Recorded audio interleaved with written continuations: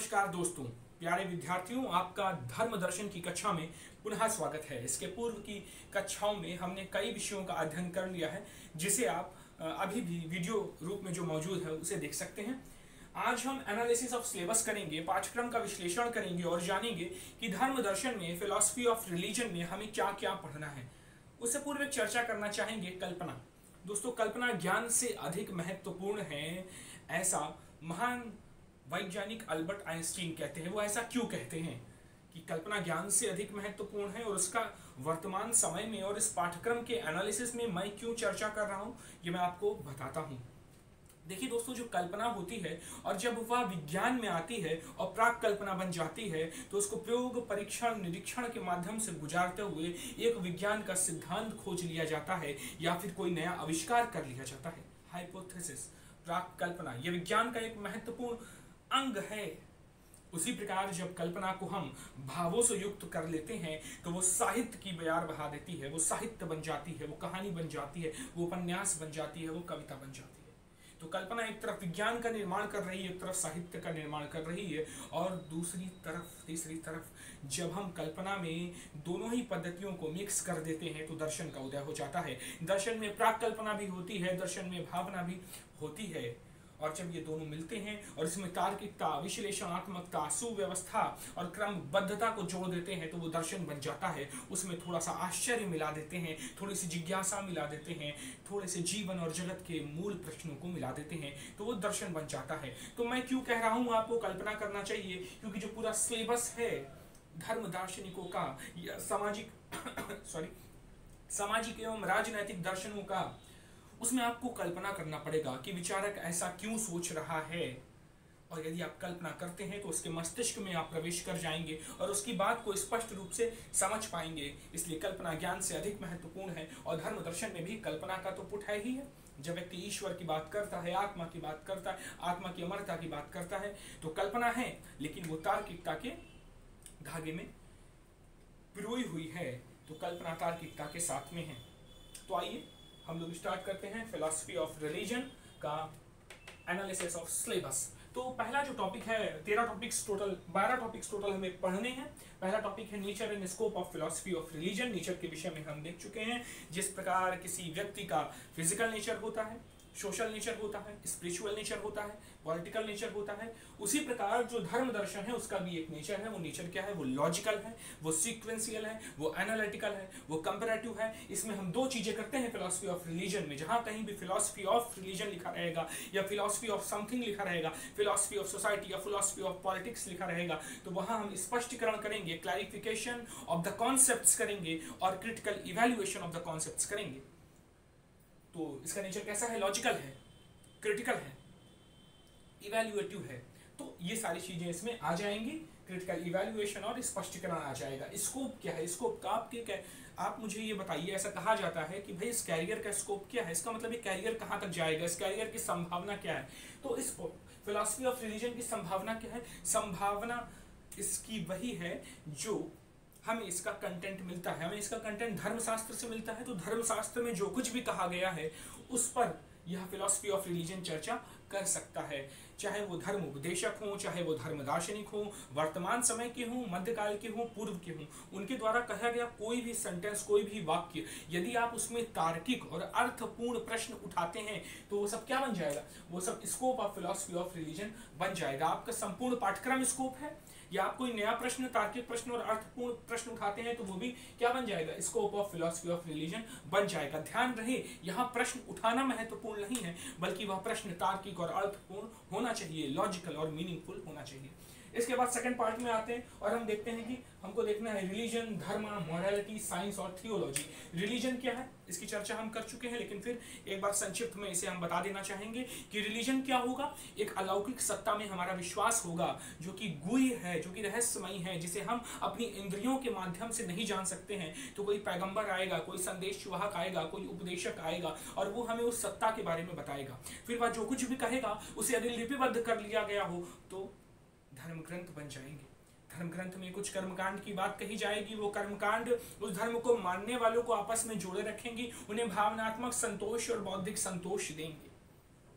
उसके बाद क्या होगा? उसके बाद धार्मिक संगठन बनाने की भावना प्रबल होगी और इन सब चीज़ों में व्यक्ति की आस्था होगी। ये रिलीजन का तत्व होता है और इसी से हम इस धर्म का अंतर करते हैं। धर्म एक व्यापक संकल्पना है जहाँ कहा जाता है जो कुछ भी धारण किया जाए या जिसके द्वारा धारण किया जाए वह धर्म है। ये धर्म को जो है एक यूनिवर्सल ऑर्डर भी माना जाता है, रीत से भी जोड़ा जाता है। धर्म को व्यक्ति के गुण और दायित्व, सद्गुण और दायित्व और कर्तव्य से भी जोड़ा जाता है। पितृधर्म, पिता का धर्म क्या है, छात्र धर्म, छात्र का धर्म क्या है, और यहाँ तक वस्तु के धर्म की बात भी की जाती है कि इस वस्तु का धर्म क्या है, इस वस्तु का स्वभाव क्या है। अग्नि का धर्म है जलाना, जल का धर्म है प्यास बुझाना, तरलता, इसकी भी चर्चा की जाती है। और यहाँ तक कि व्यक्ति की जैव रासायनिक संरचना में भी धर्म आ जाता है जब हम शरीर के धर्म के रूप में मेंस्ट्रुएशन साइकिल को लेते हैं और मासिक धर्म के विषय में कहते हैं। बहुत ही विस्तृत संकल्पना है जिसकी हम चर्चा कर चुके हैं। मॉरलिटी की भी चर्चा हम लोग करेंगे। मॉरलिटी का मतलब नैतिकता, नैतिकता यानी कोड ऑफ कंडक्ट, यानी कोई समाज है,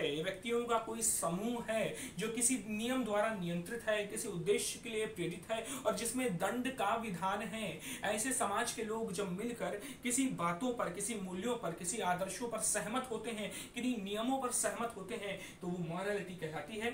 ये सापेक्षिक अवधारणा भी है। अमेरिका की जो नैतिकता है और भारत की जो नैतिकता है, ऑस्ट्रेलिया की जो नैतिकता है, वो अलग अलग होती है। इसकी भी चर्चा हम करेंगे, विस्तार से भी करेंगे। साइंस आ जाता है। साइंस का मतलब क्या है? विज्ञान, विशेष प्रकार का ज्ञान, वर्गीकृत ज्ञान, ऐसा ज्ञान जो प्रयोग, परीक्षण, निरीक्षण के आधार पर मिलता है, जो वर्गीकृत होता है। विज्ञान के कई भाग हैं, भौतिक विज्ञान है, रसायन विज्ञान है, इस तरह इसकी जीव विज्ञान है, इसकी संकल्पना की गई और फिर इन्हें पुनः वर्गीकृत किया गया है। तो इस विज्ञान की खास बात क्या है? इसमें प्रयोग, परीक्षण, निरीक्षण की बात की जाएगी, भौतिक सत्यापन की बात की जाएगी, प्रमाणीकरण की बात की जाएगी और एक व्यवस्थित अध्ययन होगा, सुव्यवस्थित अध्ययन। और इस इन चारों का आपस में क्या संबंध है, हम इसे भी देखेंगे। फिर हम धर्मशास्त्र की चर्चा करेंगे। धर्मशास्त्र में क्या होता है?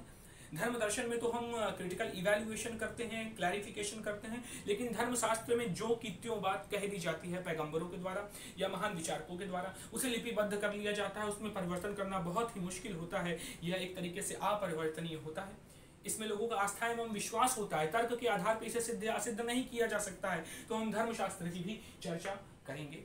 तो ये दूसरा बिंदु हो गया। तीसरे बिंदु पे आते हैं, religion without God, Jainism, Buddhism and humanism. दोस्तों, आप क्या सोच सकते हैं कि धर्म की जो संकल्पना है वो ईश्वर के बिना हो सके? तो आप कहेंगे जी हाँ, निरीश्वरवादी धर्म है जिसमें जैनिज्म है, बुद्धिज्म है, जैन है, बौद्ध है। लेकिन क्या ईश्वर का स्वरूप जो हम मानते हैं, क्या ये वैसा ही स्वरूप मानते हैं? इनके स्वरूप में कुछ अंतर है? वैसे देखा जाए तो बिना ईश्वर के क्या रिलीजन संभव है, धर्म संभव है? तो जैन कहेंगे हाँ संभव है। ये कहेंगे कि मैं ईश्वर को आदि कारण नहीं मानता, मैं ये नहीं मानता कि इस जगत की उत्पत्ति और इसकी स्थिति और इसके विनाश का कारण कोई ईश्वर है। वो इसको अस्वीकार कर देंगे, लेकिन वो आदर्शों और मूल्यों को स्वीकार करेंगे, वो नैतिक गुणों को स्वीकार करेंगे, वो सद्गुणों को स्वीकार करेंगे और यहाँ तक कि वो तीर्थंकरों को स्वीकार करेंगे। 24 तीर्थंकर हैं जिन्होंने मानव से उठकर अपने आचरण के माध्यम से, अपने जीवन के माध्यम से तीर्थंकर पद का, भगवान पद का पद प्राप्त किया है। ईश्वर और भगवान में अंतर होता है, देव में अंतर होता है, इसकी चर्चा भी करेंगे। प्रभु में भी अंतर होता है। हम भगवान श्री कृष्ण कहते हैं, भगवत गीता कहते हैं, भगवान के गीत, हम ईश्वर के गीत नहीं कहते। भगवान का तात्पर्य क्या होता है? जैसे धनवान का तात्पर्य धन का स्वामी होता है, बलवान का तात्पर्य बल का स्वामी होता है, चरित्रवान का तात्पर्य चरित्र का स्वामी होता है, गुणवान का तात्पर्य गुण का स्वामी होता है। उसी प्रकार भगवान का तात्पर्य भगवान का स्वामी होता है। ये भगवान क्या होता है? ये भग क्या होता है? विशेष गुण और सद्गुण होते हैं, उसका स्वामी होता है। जब व्यक्ति धीरे धीरे अपने गुणों को परिष्कृत करके उच्च अवस्था में पहुंचा देता है तो उसे भगवान कहते हैं। श्री कृष्ण में भी विशेष गुण थे, मर्यादा पुरुषोत्तम भगवान श्री रामचंद्र में मर्यादा का गुण था। तो भगवान और ईश्वर में अंतर होता है, प्रभु में अंतर होता है, हम इसे भी देखेंगे। इसी प्रकार बुद्धिज्म आता है। बुद्धिज्म ईश्वर को नहीं मानता है और वो कहता है बुद्धम शरणम गच्छामि, संघम शरणम गच्छामि, धम्मम शरणम गच्छामि। बुद्ध की शरण में जाओ। बुद्ध का तात्पर्य क्या है? बुद्ध का तात्पर्य क्या? बुद्ध भगवान है नहीं, बुद्ध का तात्पर्य बोधि से है। हमें ज्ञान की शरण में जाना है, हमें समझ की शरण में जाना है, हमें संघ की शरण में जाना है। संघ क्या है? जो 4 आर्य सत्यों को मानता है, अष्टांगिक मार्ग को मानता है, सम्यक दृष्टि, सम्यक संकल्प, सम्यक कर्मांत, सम्यक वाक, सम्यक आजीव, सम्यक व्यायाम, सम्यक स्मृति, सम्यक समाधि को मानता है। शील प्रज्ञा समाधि को मानता है। बुद्धिज्म, इसके विभिन्न अंग और उपांगों को हम देखेंगे। फिर मानववाद की चर्चा करेंगे। आखिर ये मानववाद क्या है? एक तरफ जहां धर्मों के केंद्र में ईश्वर आ जाता है, वहां धर्म के केंद्र में मानव को रख के मानव के कल्याण की बात करना मानववाद के अंतर्गत आता है। मानव दुखी ना रहे, मानव के लिए ही सारी उपभोग की वस्तुएं हैं, इसे मानववाद को देखेंगे। इसके साथ मानवतावाद को भी देखेंगे, जो किसी को केंद्र में न रखकर विभिन्न पक्षों को केंद्र में रखता है। तो हम इसकी भी चर्चा विस्तार से करेंगे। अब हम दूसरी चर्चा नेचर ऑफ गॉड पर करेंगे।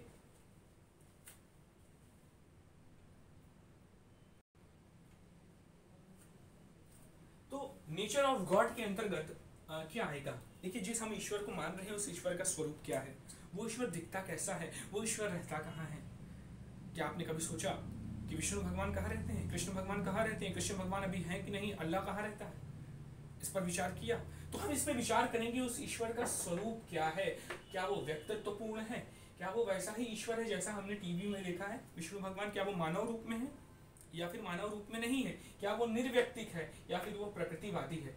अब यदि मान लीजिए हम मान लेते हैं कि वो व्यक्तित्वपूर्ण है, तो इसका मतलब क्या होता है? व्यक्तित्वपूर्ण का मतलब कई होता है। इसे कई संदर्भों में देख सकते हैं। हम कहेंगे जो ईश्वर है ना, वो हमारी ही तरह मन एवं शरीर को धारण करता है। तो दूसरे लोग कहेंगे कि भाई मानव, अगर ईश्वर मानव की तरह मन एवं शरीर को धारण कर रहा है, तो मन एवं शरीर के जो दोष होंगे वह ईश्वर में भी आ जाएंगे। जैसे उसका मन चंचल हो जाएगा, उसका शरीर भूख प्यास से युक्त हो जाएगा, तो फिर ऐसा ईश्वर तो मानव बन जाएगा, उसमें मानव के दोष आ जाएंगे। तो कहेंगे नहीं, जो व्यक्तित्व पूर्णता होती है उसके अंदर आत्म चेतना होती है, यानी हमारे अंदर एक आत्म चेतना होगी। उस ईश्वर के अंदर आत्म चेतना की अवस्था होगी। व्यक्तित्व पूर्ण होते हुए भी वो चेतन होगा, अलौकिक होगा, ऐसी बात की जाती है। फिर कहा जाता है नहीं, व्यक्तित्व पूर्ण मानने से फिर दोष आ जाएगा ईश्वर का, इसलिए इसे निर्व्यक्तिक मानेंगे। निर्व्यक्तिक का मतलब ये नहीं है कि उसका व्यक्तित्व ही नहीं, इसका मतलब यह है कि उसका व्यक्तित्व बहुत विशाल है, वो निराकार है, वो हमारे आप की तरह शरीर धारण नहीं करता, हमारे आप की तरह उसका एक आकार नहीं है। दोस्तों, आप जरा सोचिए कि गीता में हम सब ने पढ़ा है कि अर्जुन को श्री कृष्ण भगवान ने अपना विश्व रूप दर्शन कराया, अपना बहुत बड़ा दर्शन कराया। तो ये दर्शन क्या था, ये निराकार रूप क्या था, ये साकार रूप क्या था? और उसके पहले वो अर्जुन को एक दिव्य दृष्टि देते हैं। वो दिव्य दृष्टि के बिना अर्जुन अपनी ये साधारण आंखों से भगवान के दर्शन नहीं कर पाता। तो आखिर वो क्या था? क्या वो बोध तो नहीं था? तो यही बोध हमें मिलता है। निराकार ईश्वर का दर्शन बोध के माध्यम से होता है क्या, और इसका स्वरूप क्या है, इसमें भी चर्चा करेंगे। फिर हम प्रकृतिवादी स्वरूप की चर्चा करेंगे। देखिए, प्रकृतिवादी स्वरूप जो है वो कई दृष्टिकोणों को रखता है। वो मानता है कि अंतिम सत्ता जो होती है वो प्रकृति की ही होती है, तो ईश्वर का स्वरूप जो है वो प्रकृति में हमें मिल जाएगा। फिर दूसरा विचार आता है और कहते हैं कि जो प्रकृति है और जो ईश्वर है उसमें एक संबंध पाया जाता है, और उस संबंध के आधार पर हम ईश्वर के स्वरूप की व्याख्या करते हैं। फिर आगे चलते हैं तो अन्य प्रकार के हमें व्यू मिलते हैं। नेचुरलिस्टिक में, प्रकृतिवादी स्वरूप में ईश्वर का प्रकृतिवादी स्वरूप है। और यहाँ तो यह भी माना जाता है ना, देखिए अलग अलग संकल्पनाएं हैं ये, कि ईश्वर जो है वो एक प्रकृति का अंग है, जैसे अग्नि है, जल है, पृथ्वी है, वायु है, वरुण है, और अलग अलग प्रकार के इसमें देवता भी माने जाते हैं। समझ रहे हैं आप? अलग अलग प्रकार के देवता। तो पृथ्वी के देवता अलग है, पृथ्वी का ईश्वर अलग है, आकाश का ईश्वर अलग है, और अंतरिक्ष का ईश्वर अलग है। अलग अलग देवों की संकल्पना है। इंद्र आ गए, वरुण आ गए, ये इन सब की हम परिकल्पना करते हैं। और फिर आगे चल के ऐसा भी मिलता है ना कि एक समय में एक ईश्वर महत्वपूर्ण हो जाता है। जिस समय अग्नि देवता महत्वपूर्ण है उस समय अग्नि देवता महत्वपूर्ण है, जिस समय जल है उस समय जल देवता महत्वपूर्ण है। तो इसके स्वरूप में कई सारी चीजें आती हैं। ये कंप्लीट हुआ। अब हम पांचवा टॉपिक देखेंगे, relation between God and word. Deism, theism, pantheism और पैनेंथीइज्म, यानी देववाद, ईश्वरवाद, सर्वेश्वरवाद और सर्वाति सर्वेश्वरवाद, या अभिन्न निबोधपादन कारण जो मानता है। तो ये डीइज्म क्या है, ये देववाद क्या है? तो दोस्तों, देववाद के अंतर्गत देखिए इसमें हम क्या देख रहे हैं, relationship between God and word. आप जरा सोचिए कि ईश्वर और जगत के बीच क्या संबंध है। एक तरफ धर्म दर्शन के पाठ्यक्रम को अलग रख के सोचिए कि अभी तक आपको ईश्वर के बारे में, जगत के बारे में जो कुछ भी अपने परिवार से, समाज से, मीडिया से जानने को मिला है, और जो शास्त्रों का अध्ययन करके मिला है या सुन के मिला, उसमें चिंतन करें कि आखिर ईश्वर रहता कहाँ है। क्या ईश्वर इसी जगत में है, या फिर ईश्वर जगत के बाहर कहीं रहता है? जैसे कि कहा गया कि विष्णु भगवान क्षीर सागर में रहते हैं। दोस्तों कहा गया कि एक प्रश्न आपसे करता हूँ, कहा गया कि ईश्वर जो है जर्रे जर्रे में है, कण कण में है, राम घट घट में बसता है। तो यदि ऐसा है तो हम पूजा करने मंदिर क्यों जाते हैं? हम क्यों जाते हैं मंदिर करने, पूजा करने मंदिर? हम शौचालय में भगवान की पूजा करें? ये बात बड़ी कठोर लगेगी, लेकिन धर्म दार्शनिकों का काम ही है प्रश्न उठाना, उनके अध्येताओं का काम ही है प्रश्न उठाना। तो हम जाके शौचालय में पूजा कर लें। यदि हर जगह ही भगवान है तो फिर मल में भी भगवान है, और मल को तो गंदगी मानी जाती है, वो तो कूड़ा होता है। तो फिर आखिर भगवान है कहाँ? इस प्रश्न की हम चर्चा करेंगे, बड़ा विस्तार से इसका अध्ययन करेंगे। तो एक सिद्धांत आएगा दैववाद, और दैववाद क्या करेगा? ईश्वर और जगत के मध्य संबंध को बताएगा। क्या ऐसा था कि ईश्वर और जगत साथ साथ थे? पहले जगत था कि पहले ईश्वर था? तो ये दैववाद सिद्धांत मानता है कि पहले ईश्वर था, तब जगत नहीं था। ईश्वर एक निश्चित समय में जगत की रचना करता है, और वह जगत की रचना किससे करता है? तो वो स्वभाव से अपने जगत की रचना करता है। जब जगत की रचना कर लेता है तो इसका मतलब क्या है कि ईश्वर जो है वो जगत का क्या है? आदि कारण बन जाता है, जगत का आदि कारण बन जाता है। फिर इसमें कई सारे दोष आते हैं, उसकी आलोचना पैंथेइज्म सर्वेश्वरवाद में कहता है। पैंथेइज्म क्या कहता है कि जगत ही ईश्वर है, ईश्वर ही जगत है। सब जगह जो ईश्वर जो है वो जगत के कण-कण में व्याप्त है। यहाँ पर डीइज्म में जगत का जो कारण है, जो निमित्त कारण है, वो ईश्वर है। निमित्त कारण का मतलब क्या होता है? जैसे मैं आपसे कहूं कि आप ये बताइए कि अग्नि मिसाइल का निर्माण किसने किया, पृथ्वी मिसाइल का निर्माण किसने किया, तो आप कहेंगे भारत के वैज्ञानिकों ने किया। मैं और पूछूंगा किसने किया, आप कहेंगे डीआरडीओ संस्था ने अन्य संस्थाओं के साथ मिलकर किया। मैं और पूछूंगा कि इसकी टीम कौन थी, तो आप कहेंगे वैज्ञानिकों की टीम थी। मैं कहूंगा नेतृत्व कौन कर रहा था, आप कहेंगे कि अब्दुल कलाम जी नेतृत्व कर रहे थे। उस प्रकार अब्दुल कलाम जी जो हैं वो अग्नि और पृथ्वी मिसाइल के निमित्त कारण है। मिसाइल का उपादान कारण क्या है? मिसाइल किससे मिलकर बनी है? तो विभिन्न प्रकार के धातुएं लगी हैं, विभिन्न प्रकार की टेक्नोलॉजी के संयंत्रों का प्रयोग हुआ, यंत्रों का प्रयोग हुआ है, तो वो उसका उपादान कारण है। तो उसी प्रकार इस जगत का जो निमित्त कारण है वो ईश्वर है। ठीक है, तो ये बात आती है। सर्वेश्वरवाद में क्या बताया गया है कि जगत ही ईश्वर है, ईश्वर ही जगत है, कण-कण में यह जो है वो मौजूद है ईश्वर। फिर हम थीइज्म में आते हैं, और थीइज्म जो होता है, जो ईश्वरवाद होता है, इसे कहते हैं। इसमें डीइज्म और पैंथेइज्म की जो समस्याएं होती हैं या जो भी प्रश्न उठाए जाते हैं उसे मिक्स कर दिया जाता है। बोला जाता है जो ईश्वर है वो जगत का निमित्त कारण भी है, और फिर आगे बोला जाता है कि वह जगत में विद्यमान भी है। फिर पैनेंथिज्म आता है, और पैनेंथिज्म में भी इसके आगे की चर्चा की जाती है, उसे भी हम विस्तार से देखेंगे। अब आइए देखते हैं फाउंडेशंस ऑफ रिलीजियस नॉलेज, धार्मिक ज्ञान का आधार क्या है। दोस्तों जो ज्ञान होता है, साधारण ज्ञान और जो धार्मिक ज्ञान होता है, उसमें अंतर क्या होता है? क्या वैसा ही ज्ञान धार्मिक ज्ञान में होता है? जैसे हम कोई कथन कहते हैं कि यह मोबाइल है, और हम कहते हैं कि ईश्वर सर्वशक्तिमान है, तो क्या दोनों में कोई अंतर होता है? दोनों एक ही प्रकार के ज्ञान है।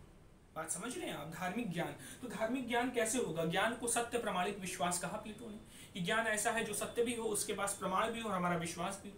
यदि ज्ञान है वो सत्य है, उसके विषय में प्रमाण है, लेकिन हम विश्वास नहीं करते हैं, तो हमारे लिए वो ज्ञान नहीं है। तो धार्मिक ज्ञान साधारण ज्ञान से कैसे अलग है, और इसका फाउंडेशंस क्या है, इसका आधार क्या है? तो इसका आधार कुछ लोग आस्था को बताएंगे, और कुछ लोग कहेंगे धार्मिक ज्ञान जो होता है वो आस्था पर आधारित होती है। आस्था क्या होता है? आस्था अपरीक्षणीय है, आप इसमें प्रश्न नहीं उठा सकते हैं, या अपरीक्षणीय है, यह प्रमाण निरपेक्ष है। जब भी किसी भी व्यक्ति में आस्था आएगी तो उसके प्रति एक कमिटमेंट होगा, एक कंसर्न होगा उस विषय के प्रति, जिस विषय के प्रति उसकी आस्था होगी। ये बौद्धिक नहीं होगा, आस्था बौद्धिक नहीं है, लेकिन ये अति बौद्धिक होगी। तो हम इस आस्था का अध्ययन करेंगे, आस्था का विभिन्न अन्य संदर्भों में उसकी तुलना कराएंगे। फिर रीजन की बात आएगी, तर्क बुद्धि की बात आएगी। तो धार्मिक ज्ञान में तर्क बुद्धि का महत्व होगा। कुछ लोग आएंगे और कहेंगे देखिए, जब से धर्म का, रिलीजन का उत्पत्ति हुई है, वर्तमान समय तक हजारों साल हो गए हैं, इसमें धर्म का स्वरूप बदल रहा है, रिलीजन का स्वरूप बदल रहा है, धार्मिक क्रियाओं, मान्यताओं और विश्वासों का स्वरूप बदल रहा है। उस स्वरूप की युगानुरूप व्याख्या की आवश्यकता है। तो युगानुरूप व्याख्या हमें कौन देगा? हमें तर्क बुद्धि देगी, बुद्धि देगी, क्योंकि ये तर्क के माध्यम से विश्लेषण करेगी कि इस देश काल और परिस्थिति में लोगों ने ऐसा माना, तो इस भावनात्मक उद्वेग के कारण माना, इस परिस्थिति के कारण ऐसा माना, तो अभी इसमें यह बदलाव आवश्यक है। ये कौन बताएगा? तर्क बुद्धि बताएगी। तो तर्क बुद्धि एक प्रकार की वस्तुनिष्ठता लाएगी, एक प्रकार की सार्वभौमिकता धार्मिक ज्ञान में लाएगी। फिर हम देखते हैं रिविलेशन। रिविलेशन का मतलब कुछ रिवील हो रहा है, दैवीय प्रकाशना या इल्हाम। कुछ अप्रकाशित था जिसे प्रकाश में लाया गया। क्या प्रकाशित था? कुछ अप्रकट था जिसे प्रकट किया गया, कुछ रिवील किया गया। तो ऐसा कहा जाता है कि दैवीय प्रकाशना के अंतर्गत जो ईश्वर होता है वो स्वयं पैगंबर के समक्ष प्रकट होता है और अपने स्वरूप की बात बताता है कि मेरा स्वरूप कैसा है, लोगों को कैसा आचरण करना चाहिए, सही क्या है, गलत क्या है। तो उसे दैवीय प्रकाशना होती है। दैवीय प्रकाशना में एक बात होती है ना कि व्यक्ति कहता है कि मैं जानता हूं लेकिन मैं यह नहीं जानता। नहीं, देखिए इसमें रिविलेशन में क्या बात होती है, तो मैं मिस्टिकल एक्सपीरियंस बता। रिविलेशन में बात क्या होती है कि आपको तप करते हुए या ईश्वर के मार्ग में चलते हुए किसी क्षण कोई रिविलेशन होता है, कोई प्रकाशना होती है, कोई ज्ञान पता लग जाता है ईश्वर के संदर्भों के विषय में। और कहा जाता है ईश्वर स्वयं प्रकट होकर वो सारी बातें बताती हैं। तो इसमें प्रश्न चिन्ह भी हम लोग खड़ा करेंगे कि ये कैसे होता है। फिर ये मिस्टिकल एक्सपीरियंस होता है। मिस्टिकल एक्सपीरियंस यानी रहस्यानुभूति। अब यहाँ पर आएगा, यहाँ मिस्टिकल एक्सपीरियंस में यह बात महत्वपूर्ण होती है कि व्यक्ति जानता होता है कि मुझे यह पता है कि ये है, लेकिन मुझे यह नहीं पता कि मुझे कैसे पता है। ये मिस्टिकल एक्सपीरियंस का एक लक्षण होता है। हम इसे देखेंगे कि मिस्टिकल एक्सपीरियंस का मतलब क्या है, रहस्य अनुभूति का मतलब क्या है कि आपको कुछ अनुभूति हो गई लेकिन आपको पता नहीं है कि वो अनुभूति कैसे हुई है। फिर आप कहते हैं कि मुझे पता है लेकिन मैं उसे अभिव्यक्त नहीं कर पाऊंगा। मुझे पता है कि क्या है लेकिन मैं नहीं बता सकता कि वो क्या है। इसके अलावा जिस प्रकार आप सौंदर्य की अभिव्यक्ति नहीं कर सकते हैं, जिस प्रकार आप ये नहीं बता सकते कि कुछ ऐसे ही बात आ जाती है कि कोई गूंगा व्यक्ति है, उसने गुड़ खा लिया है, उसने कोई मिठाई खा ली और वो उसका स्वाद न बता पाए। तो मिस्टिकल एक्सपीरियंस में चर्चा करेंगे, मिस्टिकल एक्सपीरियंस का स्वरूप बताएंगे। हमारे दर्शन शास्त्र विभाग के इलाहाबाद विश्वविद्यालय के एक प्रोफेसर R.D. रानाडे, जिन्हें मिस्टिकल एक्सपीरियंस होते थे और उनके विषय में आप सब जाने, तो वो भी मिस्टिकल एक्सपीरियंस को रखते थे। फिर हम लोग बात करेंगे 7वें पॉइंट में arguments for existence of God. हम लोग ऑन्टोलॉजिकल बात करेंगे, कॉस्मोलॉजिकल बात करेंगे, टेलियोलॉजिकल बात करेंगे और मॉरल बात करेंगे। तो ऑन्टोलॉजिकल यानी प्रत्ययसत्तामूलक युक्ति में क्या बात करेंगे, ईश्वर के अस्तित्व को प्रमाण करने के लिए हम विचार के आधार पे, ऑन्टोलॉजिकल में प्रत्ययसत्तामूलक में प्रत्यय के आधार पे सत्ता सिद्ध करेंगे। प्रत्यय मतलब विचार, हिंदी में इसे प्रत्ययसत्तामूलक कहते हैं। तो हम विचार के आधार पर सत्ता को सिद्ध करेंगे। ऑन्टोलॉजिकल आर्गुमेंट में हम कहेंगे कि जो ईश्वर का विचार होता है वो श्रेष्ठ का विचार होता है, वो श्रेष्ठतर का विचार होता है। और जो श्रेष्ठतर का विचार होता है वो केवल विचार में नहीं बल्कि अस्तित्व में भी होता है, इसलिए ईश्वर की सत्ता है। हम विभिन्न दार्शनिक इसमें पढ़ेंगे, वो दार्शनिक अलग अलग तर्कों के माध्यम से सिर्फ मात्र विचार के आधार पर इसे सिद्ध करेंगे। हम कहेंगे ईश्वर का जो अस्तित्व होता है वो अनिवार्य अस्तित्व होता है। अनिवार्य यानी उसका अस्तित्व है और है ही है। तो हम सिर्फ इसमें विचार के आधार पर ईश्वर की सत्ता सिद्ध करेंगे। आप इसमें धर्म दार्शनिकों की चालाकी देखेंगे, इनकी तर्कणा की शक्ति को देखेंगे कि जब कोई प्रमाण हमारे पास नहीं है तो मात्र विचार के आधार पर किसी चीज को कैसे सिद्ध किया जा सकता है। ये ऑन्टोलॉजिकल आर्गुमेंट में हम देखेंगे, विस्तार से देखेंगे, डेकार्ट के आर्गुमेंट देखेंगे। फिर हम आएंगे कॉस्मोलॉजिकल आर्गुमेंट में विश्वमूलक युक्ति या सृष्टिमूलक युक्ति। विश्वमूलक युक्ति में हम कहेंगे, हम इसमें 3 बातें कहेंगे। हम कहेंगे कि हमको जगत में गति दिखती है, सब कुछ गति कर रहा है, हमारा सौर मंडल भी गति कर रहा है, यहाँ तक सूर्य भी गति कर रहा है, पृथ्वी गति कर रही है, सूर्य का चक्कर लगा रही है, चंद्रमा जो है वो पृथ्वी का चक्कर लगा रही है। जो गति हम विश्व में देखते हैं ये गति ऐसी है तो नहीं आ गई होगी, इसको कोई देने वाला होगा। तो वो देने वाला कौन है? तो वो देने वाला ईश्वर है। और वो ईश्वर जो है वो स्वयं गति नहीं कर रहा होगा, स्वयं गति जो कर रहा है वो गति कैसे देगा? तो हम कहेंगे कि गति रहित गतिदाता, अनमूव्ड मूवर जो है वो ईश्वर है कॉस्मोलॉजिकल आर्गुमेंट में। तो सभी गति जो है उसे देने वाला कौन है? अनमूव्ड, वो ईश्वर है। फिर हम आएंगे और आकस्मिकता मूलक तर्क देंगे और कहेंगे कंटिजेंसी वाली तर्क देंगे और कहेंगे इस जगत में सब कुछ आकस्मिक है, सब कुछ निर्भर है। पेड़ जो है वो कब बड़ा होता है, पौधा कब बड़ा होता है? जब उसे सूर्य की रोशनी मिले और जल मिले। तो वो सूर्य की रोशनी या जल पर निर्भर है। मिट्टी पर निर्भर है, मिट्टी किस पर निर्भर है? मिट्टी हुमस पर निर्भर है। बहा के लाई गई पवन पे निर्भर है, जो पवन मिट्टी लाती है, या जल पर निर्भर है। सब कुछ यहाँ निर्भर है। हमारा शरीर आहार पर निर्भर, हम निर्भर हैं परिवार पे। इस तरह सब कुछ एक दूसरे पर निर्भर है, पशु पक्षी मनुष्य। तो जब सब कुछ निर्भर है तो ऐसे तो चलेगा ही नहीं। इसका मतलब सब कुछ निर्भर है, सब कुछ आकस्मिक है, तो एक दिन नष्ट हो जाएगा। और पृथ्वी तो चली आ रही, इतने दिनों से जगत तो चला आ रहा है, तो इसका मतलब कुछ जरूर ऐसा है जो निर्भर नहीं है। कॉस्मोलॉजिकल आर्गुमेंट में हम देखेंगे कुछ ऐसा है जो कि निर्भर नहीं है। तो वो जो निर्भर नहीं है वो क्या है? तो वो जो नित्य सत्ता है वो ईश्वर है। इसके बाद पुनः हम देखेंगे कि एक वस्तु का कारण दूसरी वस्तु है, दूसरी वस्तु का कारण तीसरी वस्तु है, तो आदि कारण क्या है, तो हम आदि कारण के रूप में भी ईश्वर की चर्चा करेंगे। इसको विस्तार से देखेंगे कॉस्मोलॉजिकल आर्गुमेंट में। अब हम आ जाते हैं टेलियोलॉजिकल आर्गुमेंट, यानी प्रयोजन मूलक तर्क या फिर उद्देश्य मूलक तर्क। तो प्रयोजन मूलक में क्या कहा जाता है, तो ये कॉस्मोलॉजिकल का ही एक प्रकार का रूप है, इसके आगे का विस्तार है। टेलियोलॉजिकल आर्गुमेंट में ऐसा माना जाता है कि विश्व एक व्यवस्था है, सब कुछ यहाँ व्यवस्थित है। आप ये सोचिए, इतना बड़ा ब्रह्मांड और चल रहा है, गति हो रही है, स्थिति हो रही है, वर्षा हो रही है, धूप आ रही है, सब कुछ चल रहा है। अस्तित्व, आप गमले में एक बीज बोते वो बड़ा हो जाएगा पानी में, ये सब चल कैसे रहा है, ये सब इतनी बड़ी व्यवस्था ईश्वर ने, इतनी बड़ी व्यवस्था खड़ी हो गई है। तो इस व्यवस्था को चलाने वाला कोई व्यवस्थापक होगा, और वो व्यवस्थापक कौन होगा, वो ईश्वर होगा। इस टेलियोलॉजिकल आर्गुमेंट हम इसे विस्तार से देखेंगे। अब आ जाइए मॉरल आर्गुमेंट, नैतिक युक्ति। अब नैतिक युक्ति बहुत ही महत्वपूर्ण है दोस्तों। देखिए, हमने ऑन्टोलॉजिकल पढ़ा, कॉस्मोलॉजिकल पढ़ा, टेलियोलॉजिकल पढ़ा। धर्म दार्शनिक आते और कहते हैं देखिए, तर्क के आधार पर न ईश्वर को सिद्ध किया जा सकता है न असिद्ध किया जा सकता है। अगर आप कहते हैं कॉस्मोलॉजिकल आर्गुमेंट में कि संसार में गति है और उस गति का कारण जो है वो ईश्वर है ना, तो वो गति रहित कैसे, ईश्वर भी गति वाला होना चाहिए। आपने कैसे कह दिया कि गति रहित गतिताता अनमूव्ड मूवर ईश्वर है। तो तर्क के आधार पर यदि आप ईश्वर को सिद्ध करेंगे तो आप उसे असिद्ध भी कर सकते हैं। कांट आते हैं और कांट इन सभी तर्कों का खंडन कहते हैं और कहते हैं कि तर्क के माध्यम से ईश्वर को सिद्ध या सिद्ध नहीं किया जा सकता। वो नैतिक युक्ति कहते हैं, वो कहते हैं हमारे जो नैतिक आचरण है, जो हम व्यवहार करते हैं, उस व्यवहार की नैतिकता की पूर्व मान्यता के रूप में ईश्वर के अस्तित्व को स्वीकार करना पड़ेगा। वो ईश्वर के अस्तित्व को, आत्मा की अमरता को, संकल्प की स्वतंत्रता को नैतिकता के पूर्व मान्यता के रूप में स्वीकार करते हैं और नैतिक युक्ति प्रदान करते हैं। इसे भी हम विस्तार से देखेंगे। अब हम लोग देखेंगे problem of evil and it's solution. Evil मतलब अशुभ। दोस्तों, वीडियो को पॉज करिए, लेक्चर को पॉज करिए और सोचिए कि ये जो अशुभ है ये कितने प्रकार का होता है। जीवन में जो भी समस्याएं आ रही हैं वो सब अशुभ हैं।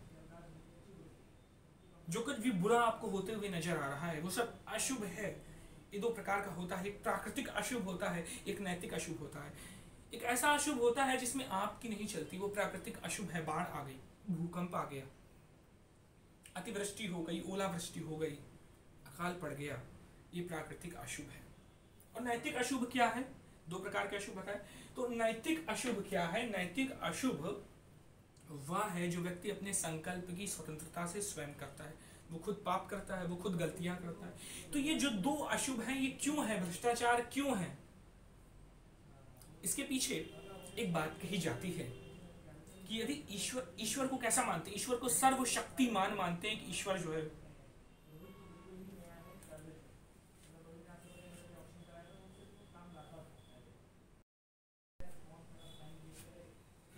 तो हम प्रॉब्लम ऑफ इविल की बात करेंगे और उसके समाधान की बात करेंगे। तो जो प्रॉब्लम ऑफ इविल है इसमें हम एक प्रश्न उठाएंगे कि यदि ईश्वर सर्वशक्तिमान है जैसा कि विभिन्न धर्मों में, रिलीजन में माना जाता है, यदि ईश्वर सर्वशक्तिमान है और वो दयालु है तो जगत में अशुभ क्यों है। जैसे मैं इसे एक उदाहरण के माध्यम से स्पष्ट करना चाहूंगा। मान लीजिए कि आप करोड़पति व्यक्ति हैं, आपके पास बहुत ढेर सारा पैसा है और आप दयालु किस्म के व्यक्ति हैं, आपके पास सब है, धन धान्य। आप बाहर जाते हो और एक भूखे व्यक्ति को देखते हैं और वो कहता है कि मुझे भूख लगी, तो आप उसे भोजन अवश्य कराएंगे क्योंकि आप दयालु हैं और आप साधन संपन्न भी हैं। मान लीजिए आप सर्वशक्तिमान, आपके पास धन है लेकिन आप दयालु नहीं, तो आप भोजन नहीं कराएंगे। बात समझ में आई। तो यदि ईश्वर सर्वशक्तिमान है और वो दयालु है तो जगत में अशुभ क्यों है, इस प्रश्न का उत्तर हम खोजेंगे। भ्रष्टाचार क्यों है, आखिर क्या कारण है कि जब कोई व्यक्ति जन्म लेता है, कोई बालक जन्म लेता है तो वो जन्मांध पैदा होता है, अपंग पैदा होता है, उसकी गलती क्या है। तो इसका समाधान निकालेंगे, धर्म दार्शनिक हर चीज का समाधान निकालेंगे। आप भी सोचेंगे तो आप भी समाधान निकाल सकते हैं। खाली वैचारिक ही तो है, खाली विचारों को विश्लेषण ही तो करना है, सिर्फ चिंतन ही तो करना है। तो चिंतन करें। तो क्या कारण है कि अशुभ है, तो कुछ धर्म दार्शनिक आएंगे और कह देंगे जो अशुभ दिखता है ये अशुभ है नहीं, ये भ्रम है। ये जो अशुभ है ना ये संघर्ष पैदा करता है। ये जो दुख है ना, ये जिजीविषा पैदा करता है। और जब व्यक्ति को दुख मिलता है तो उसके अंदर संघर्ष करने की क्षमता आती है और फिर वो अपने जीवन में आगे बढ़ता है। तो ये जो अशुभ दिख रहा है, ये शुभ का साधन है, यह आपको सफलता दिलाता है, ऐसा कहते हैं लोग। तो जो प्रॉब्लम ऑफ इविल है वास्तव में प्रॉब्लम है ही नहीं, वो एक मिथ्या आभास है। कुछ लोग आएंगे और इसे साधन बता देंगे कि दुख तो ईश्वर को प्राप्त करने का एक साधन है। तो ये इसका सलूशन, हम इसका समाधान इस प्रकार से कर सकते हैं। इसमें और भी व्यू आएंगे और कई सारे धर्म दार्शनिक इसकी आलोचना करेंगे, इसे हम विस्तार से देखेंगे। फिर हम बात करेंगे इमॉर्टैलिटी ऑफ सोल की, आत्मा की अमरता की। दोस्तों, आत्मा की अमरता की संकल्पना क्या है? आत्मा की अमरता की संकल्पना में माना गया है कि वो प्रश्न उठाते हैं कि क्या हमारी मृत्यु हो जाने के बाद जब शरीर विनष्ट हो जाता है तो क्या कोई तत्व है जो इस शरीर के विनष्ट होने के बाद रहता है? यदि कोई तत्व रहता है तो उसे आत्मा कहा गया। अब वो आत्मा अमर है या उसका स्वरूप कैसा है, इसकी हम चर्चा इमॉर्टैलिटी ऑफ सोल में करेंगे, आत्मा की अमरता में। तो इस संदर्भ में मत मिलता है, इस संदर्भ में आत्मा की अमरता के संदर्भ में हमें मत मिलता है। और दो संकल्पना आती है, एक जैविक अमरता की, एक सामाजिक अमरता की। तो जो जैविक अमरता होती है वो कहती है कि व्यक्ति जो होता है ना, वो अपने संतान के माध्यम से सदैव ही अमर रहता है, क्योंकि व्यक्ति के ही शरीर का एक हिस्सा माता पिता के शरीर के हिस्से से ही तो हम बने होते हैं। तो हम माता पिता अपने संतान के रूप में सदैव अमर रहते हैं। जैविक अमरता की अवधारणा है। एक सामाजिक अमरता की अवधारणा आती है। वो सामाजिक अमरता की अवधारणा क्या है कि व्यक्ति समाज में दिए गए अपने योगदान और किए गए अपने कर्मों से सदैव ही विचारों में, आदर्शों के रूप में समाज में याद किया जाता है। सुभाष चंद्र बोस, महात्मा गांधी, आदि शंकराचार्य, अक्षपाद गौतम, महर्षि कणाद, महर्षि पतंजलि आज भी अपनी रचनाओं के रूप में, आदर्श के रूप में हमारे सम्मुख मौजूद हैं। हम उनका अध्ययन करते हैं। तो एक अमरता हो गई सामाजिक अमरता, एक अमरता हो गई जैविक अमरता। अब एक अमरता आती है व्यक्तित्वपूर्ण अमरता, एक अमरता आती है निर्व्यक्तित्वपूर्ण अमरता। यानी जब अमरता प्राप्त होती है तो क्या व्यक्ति को अपने पूर्व के शरीर के बारे में, जो आत्मा जो अमर होती है, जो आत्मा है, क्या उसे अपने पूर्व जन्मों के बारे में सभी कुछ भान होता है व्यक्तित्वपूर्ण, या भान नहीं होता है? उसका स्वरूप क्या होता है? वो उसी फॉर्म में रहती है, उसी आकार और आकृति में रहती है। जब व्यक्ति का शरीर विनष्ट हो जाता है तो उसका आकार परिवर्तित हो जाता है। इस संदर्भ में भी हम विस्तार से बात करेंगे। और इस आत्मा की अमरता के लिए कई प्रकार के तर्क दिए जाते हैं। तत्व मीमांसीय युक्ति दी जाती है, ज्ञान मीमांसीय युक्ति दी जाती है, नैतिक युक्ति दी जाती है, धार्मिक युक्ति दी जाती है, वैज्ञानिक युक्ति दी जाती है, परामनोवैज्ञानिक युक्ति दी जाती है और भाषाई युक्ति दी जाती है। इनकी सबकी हम चर्चा करेंगे जब प्लेटो युक्ति देंगे। तो हम आइए भाषाई युक्ति की बात करते हैं। तो भाषाई युक्ति में कहा जाता है कि जब आप आत्मा की बात करते हैं ना, जैसे मान लीजिए आप कहते हैं कि इसने तो पैसे के लिए अपनी आत्मा तक बेच दी, तो जब वो कहता है तो ऐसा नहीं है कि वो वास्तव में अपनी आत्मा निकाल के बेच दे रहा है, बल्कि वह एक धार्मिक कथन कर रहा है, अपने संवेगों को अभिव्यक्त कर रहा है। तो हमें ये बात समझनी होगी कि जब हम कहते हैं कि कोई व्यक्ति कहता है कि उसने अपने पैसों के लिए अपनी आत्मा बेच दी, तो वास्तव में वो आत्मा नहीं बेचता है, वो कुछ धार्मिक कथन करता है, वो उसके नैतिक आचरण के संबंध में कुछ टिप्पणी करता है। परामनोवैज्ञानिक युक्ति आती है, टेलीपैथी की बात आती है, जिसमें हम अशरीरी आत्माओं से बात करते हैं। ऐसा भी हमको मिलने को देखने को मिलता है। तो इसकी भी चर्चा हम विस्तार से करेंगे। अब हम बात करेंगे डेस्टिनी ऑफ सोल, यानी आत्मा का जो है वो डेस्टिनी क्या है। तो हम बात करेंगे मोक्ष की। ये मोक्ष होता क्या है? मोक्ष क्या होता है? मुक्ति क्या होती है? तो मोक्ष का तात्पर्य होता है जो दुख है हमारे जीवन में, उससे आत्यंतिक निवृत्ति हो जाना। यानी हमारे जीवन से दुख चला जाए तो हम कहते हैं ये मोक्ष की अवस्था है। धर्म, अर्थ, काम, मोक्ष। क्या पता है आपको दोस्तों कि हमारे भारतीय विचारकों ने, विश्व के भी विचारक ले लें तो 4 चीजें हैं: धर्म, अर्थ, काम, मोक्ष। किसी ने धर्म का अध्ययन विस्तार से किया, उसने धर्मशास्त्र लिख दिया। जैसे मनु ने जो मनुस्मृति लिखी वो धर्मशास्त्र है। याज्ञवल्क्य, नारद, धर्म की विस्तार से व्याख्या, बृहस्पति सूत्र। जिसने धर्म का अध्ययन किया उसने धर्मशास्त्र लिख दिया। कुछ विचारकों ने अर्थ का अध्ययन किया और अर्थशास्त्र लिख दिया। कुछ विचारकों ने काम का अध्ययन किया और काम शास्त्र लिख दिया, जैसे वात्सायन ने काम सूत्र लिख दिया, बृहत्हरि ने श्रृंगार शतक लिख दिया, और कुछ लोगों ने मोक्ष का अध्ययन किया और मोक्ष शास्त्र लिख दिया। इसकी परंपरा पूरे दर्शन, भारतीय दर्शन में मिलती है, जो मोक्ष की चर्चा यहाँ पे होती है। तो मोक्ष का मतलब मुक्ति, यानी दुखों से आत्यंतिक निवृत्ति। मुक्ति किस चीज से मुक्ति? अज्ञान से मुक्ति, अशिक्षा से मुक्ति, अभाव से मुक्ति, अश्रद्धा से मुक्ति, अकर्म से मुक्ति। इसकी चर्चा करेंगे। मोक्ष का स्वरूप क्या होता है? एक विदेह मुक्ति होती है, एक जीवन मुक्ति होती है। जब हमारा शरीर उपस्थित रहता है और हमें ज्ञान प्राप्ति हो जाता है, उसे जीवन मुक्ति कहते हैं। जब शरीर भी नष्ट हो जाता है, उसे विदेह मुक्ति कहते हैं। इसके पाथवेज क्या है? ज्ञान से मिलेगी, कर्म से मिलेगी, भक्ति से मिलेगी। तो मानव के तीन पक्ष होते हैं। एक संज्ञानात्मक पक्ष, बुद्धि वाला पक्ष होता है, एक भावात्मक पक्ष और एक क्रियात्मक पक्ष। ये तीनों पक्ष जिसमें मुख्य रूप से होते हैं। जैसे प्रत्येक व्यक्ति हो सकता है कोई ज्ञान की बात समझे तो उसके लिए ज्ञान योग बता दिया, कोई व्यक्ति जो है भावना से समझे तो उसके लिए भक्ति योग बता दिया। मीरा, रैदास, दादू आ गए, ज्ञान योग में शंकराचार्य आ गए, विवेकानंद जी आ गए, और कर्म योग में गांधी जी आ गए, बाल गंगाधर तिलक आ गए, आदि आदि। तो हम इसके पाथवेज की चर्चा करेंगे और सबकी आलोचना, प्रशंसा, पक्ष प्रतिपक्ष को देखेंगे। अब आ जाइए religious tolerance, pluralism, conversion, secularism and meeting point of all religion, यानी कि धार्मिक सहिष्णुता, धार्मिक बहुलवाद, कन्वर्जन परिवर्तन, धर्म निरपेक्षता या पंथ निरपेक्षता, और सभी जो धर्म का वो है मिलन बिंदु। और टॉलरेंस क्या होता है? सहिष्णुता यानी सहना, आपको कोई चीज बुरी लग रही है लेकिन आप सह रहे हो, टॉलरेंस, सहिष्णुता। इसे हम देखेंगे संकल्पना कहाँ से आई, पाश्चात्य में है कि भारतीय में है। भारत में क्या आदर की बात की गई, सम आदर की बात की गई, या म्यूचुअल रिस्पेक्ट की बात की गई, तुम मेरी रिस्पेक्ट करो, हम तुम्हारी रिस्पेक्ट करें। और यहाँ तक कि भारत में तो और आगे बात की गई, हम अतिशय सम्मान देते हैं अपने सम्मुख वाले का, तो उसकी बात करेंगे। फिर प्लूरलिज्म आता है, बहुलवाद। कुछ धर्म ऐसे होते हैं जो सभी धर्मों का सम्मान कहते हैं और कहते हैं कि मोक्ष तक जाने का कई मार्ग है, ज्ञान प्राप्ति का कई मार्ग है, दुख दूर करने का कई मार्ग है। और कुछ धर्म ऐसे होते हैं, रिलीजन ऐसे होते हैं, कहते हैं बस यही एक मार्ग है जो ईश्वर तक पहुंचाएगा, अल्लाह तक पहुंचाएगा, खुदा तक पहुंचाएगा, गॉड तक पहुंचाएगा। यही एकमात्र धर्म ग्रंथ है जो आपको मुक्ति देगा, जो आपके दुखों से आपको दूर करवाएगा। तो ये प्लूरलिज्म क्या है? जो विभिन्न धर्मों की मान्यताओं को, विश्वासों को महत्व देता है। इसका विपरीत कहा जाएगा एक्सक्लूसिविज्म, उसे भी देखेंगे। फिर कन्वर्जन की बात करेंगे, परिवर्तन, धर्म परिवर्तन। धर्म परिवर्तन दो प्रकार का होता है।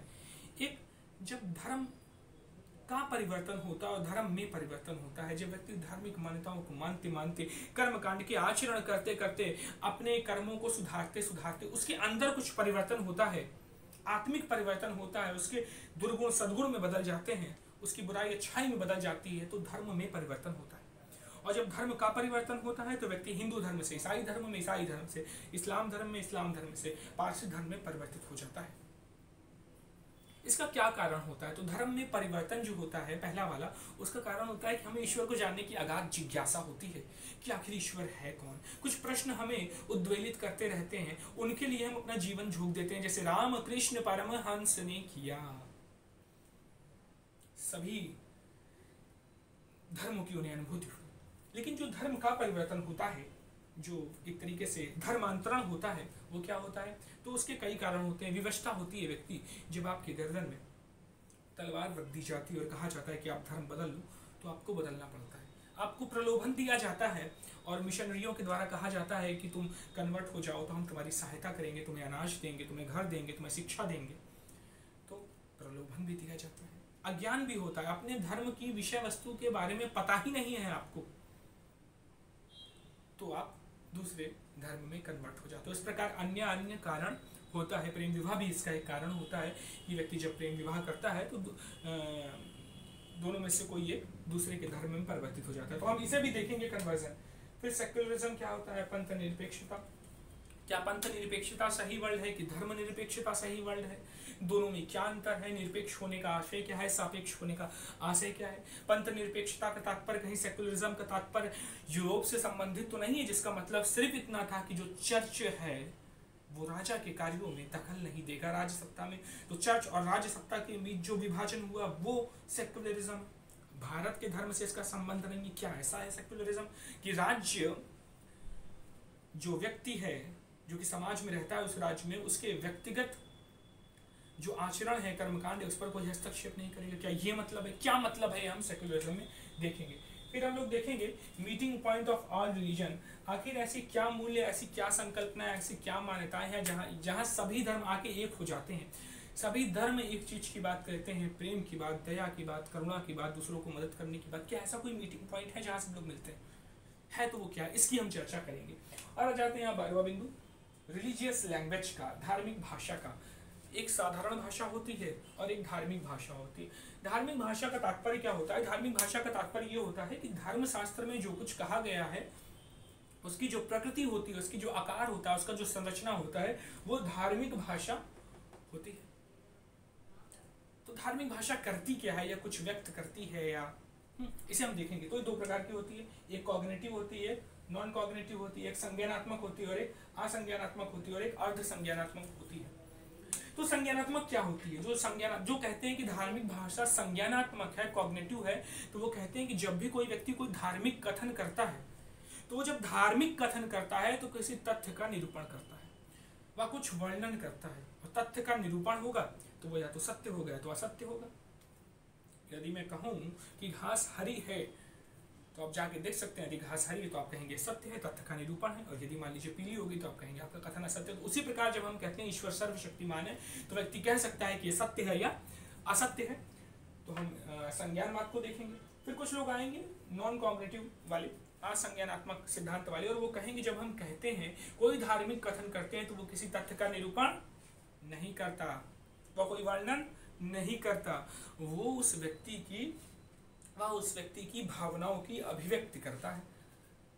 तो ये कौन कहेगा? असंज्ञानात्मक वाले कहेंगे कि भावनाओं का निरूपण है, ईश्वर सर्वशक्तिमान है, इसका मतलब हम भावना कर रहे हैं कि ईश्वर हमें बचाएगा, यदि कुछ गलती होगी, हम मुसीबत में फंसेंगे तो हमें बचा लेगा, एक मनोवैज्ञानिक संतोष मिलेगा। और अर्ध संज्ञानात्मक वादी आते हैं और वो कहते हैं नहीं, धार्मिक भाषा ना तो संज्ञानात्मक है ना तो असंज्ञानात्मक है, वो तथ्य का निरूपण भी करती है और भावनाओं का प्रक्षेपण भी करती है, तो दोनों मिक्स कर देगा। इसमें फिर हम लोग बिशप मिचेल को देखेंगे, एंटोनी फ्लू को देखेंगे, क्रॉम्बी को देखेंगे, एजेआर का सत्यापन सिद्धांत देखेंगे, मिथ्यापन सिद्धांत देखेंगे, मरणोत्तर सत्यापन सिद्धांत देखेंगे। ये सारे सिद्धांत इसमें हम देखेंगे। तो आपने देखा कि ये 12 विषय जो है हम वो लेंगे, और 12 विषय का हम कैसा अध्ययन करेंगे? थोड़ा कल्पना को जगाएंगे, थोड़ा चिंतन को जगाएंगे, थोड़ा क्रिटिकल इवैल्यूएशन की भावना को जगाएंगे, एनालिसिस को जगाएंगे, विचार करेंगे, तो हमें स्वयं ही पूरा सिलेबस समझ में आ जाएगा। और यदि आपको धर्म दर्शन का सिलेबस समझ में आ गया तो आप किसी भी सिलेबस को समझ सकते हैं। तो आइए एक नई बात करते हैं, कुछ नया तथ्य आपको बताते हैं। जैसे कि ईश्वर की बात चल रही ना, ईश्वर की बात चल रही, कर्म कांडों की बात चल रही, तो आपको क्या पता है कि चारवाक ने ईश्वर का खंडन किया? पता ही होगा, कर्म कांडों का खंडन किया, और उसने कहा कि मैं भौतिकवाद को मानता हूं, जो मेरी इंद्रियों से मुझे दिखता है वही सत्य है, बाकी सब कुछ असत्य है। आपको एक इंटरेस्टिंग फैक्ट बताता हूं कि चारवाक दर्शन जो है वो इतना महत्वपूर्ण है, इतना महत्वपूर्ण है। एक बार साक्षात्कार में किसी से पूछा गया था चारवाक दर्शन की विशेषता बताने को, तो उसने क्या बताया वही मैं आपको कह रहा हूं। हमें दोस्तों नए तरीके से सोचना चाहिए, क्रिएटिव थिंकिंग आनी चाहिए, सृजनात्मक थिंकिंग आनी चाहिए, वरना तो हम दर्शन का इतिहास पढ़ेंगे, जो कुछ दर्शन में लोगों ने बता दिया वही पढ़ लेंगे, और वही पढ़ना तो इतिहास है, वो दर्शन कैसे? तो दर्शन में तो नया सोच आता है, नया चिंतन आता है। तो जब चारवाक दर्शन की बात की जाती है तो चारवाक दर्शन में कहा जाता है ना, चारवाक दर्शन की आलोचना की जाती है कि इसमें कहा गया है कि यावत जीवेत सुखम जीवेत ऋणम कृत्वा घृतम पीवेत, जब तक जियो सुख से जियो, ऋण लेकर घी पियो, और फिर आलोचना की जाती है। तो इसमें कहा गया कि देखिए चारवाक दर्शन जो है ना वो वर्तमान की भारतीय अर्थव्यवस्था की जो इकोनॉमी आधार है उसका आधार है, क्योंकि यहाँ पे ऋण लेकर घी पीने की बात कही गई है, यहाँ पे चुरा के पीने की बात नहीं की गई है, चोरी करके पीने की बात नहीं की गई, यहाँ ऋण लेके पीने की बात कही, और यहाँ पे शराब पीने की बात नहीं की गई बल्कि घी पीने की बात की गई, क्योंकि घी से हम हष्ट पुष्ट होते हैं, शरीर तंदुरुस्त बनता है। और वर्तमान समय में जो पूरी भारतीय अर्थव्यवस्था चल रही है, पूरी विश्व की अर्थव्यवस्था चल रही है, वो किस आधार पर चल रही है? वो ऋण के आधार पर चल रही है। तो ऋण की संकल्पना चारवाक दर्शन में आती है, ऋण लेकर घी पियो, चोरी करके शराब पीने की बात, मदिरा पीने की बात नहीं की गई है। वर्तमान समय में भारत का बजट देखेंगे तो बजट का एक महत्वपूर्ण हिस्सा वो ऋण चुकाने में चला जाता है। तो इस प्रकार की चारवाक दर्शन की एक विशेषता मैंने आपको बताई। एक सवाल आपके सम्मुख मैं रखता हूँ, न्याय से संबंधित यह सवाल है। आपने दर्शन में न्याय पढ़ा होगा, न्याय वैशेषिक सांख्य योग। तो जो न्याय दर्शन का न्याय है वह क्या है? जो उच्चतम न्यायालय जो प्रतिदिन न्याय देता है वो न्याय क्या है? और जो अमर्त्य सेन नोबेल प्राप्त नोबेल पुरस्कार प्राप्त विजेता, उनका जो न्याय है वो क्या है। इन तीनों न्याय का अगर आपको अंतर पता है तो आप मुझे बताएं। तो दोस्तों इस प्रकार हमने पूरा एनालिसिस ऑफ सिलेबस कर दिया। यदि हमें पाठ्यक्रम के बारे में पता होगा तो निश्चित रूप से हमारी दृष्टि बनेगी आगे के विषयों को पढ़ने के लिए। धन्यवाद।